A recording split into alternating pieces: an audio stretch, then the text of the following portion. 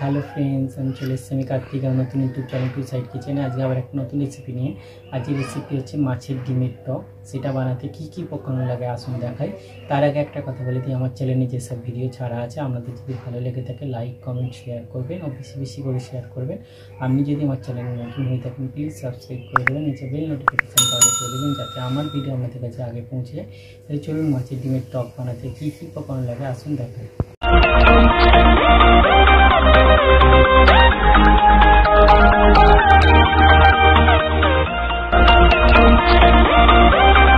চলুন তাহলে মাছের ডিমের টক বানাতে কি কি উপকরণ লাগে দেখিয়ে দেবো। তার আগে একটা কথা বলে দিই, ভিডিওটা প্রথম থেকে শেষ অবধি দেখার অনুরোধ রইল।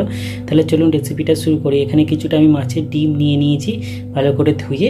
এবার এই ডিমটাকে ভালো করে একটু মেখে নেব। এবার এর মধ্যে দিয়ে দেবো কিছুটা পেঁয়াজ আর কাঁচা লঙ্কা কেটে রেখেছি। পেঁয়াজ কাঁচা লঙ্কা দিয়ে দিয়েছি। এবার একটু নুন দিয়ে দেবো। নুন দিয়ে দিয়েছি, এবার ভালো করে মেখে নেবো। গ্যাসটা জ্বেলে কড়াটা বসিয়ে দিই। কড়াটা গরম হয়ে গেছে, আমি তেল দিয়ে দেবো। এবার তেলটা গরম হয়ে গেছে, মাছের ডিমটা যেটা মেখে রেখেছি একটু একটু করে দিয়ে ভেজে নেবো। ভালো করে দিয়ে দিয়েছি, ভালো করে উল্টে পাল্টে লাল করে ভেজে নেবো। লাল করে ভেজে নিয়েছি, এটা তুলে নেবো। এইভাবে সবগুলো ভেজে নেবো। ডিমগুলো ভেজে তুলে নিয়েছি, ওতে একটা কাঁচা লঙ্কা দিয়ে দেবো। ভেঙেটা যে গুলে রেখেছি জলটা দিয়ে দেবো।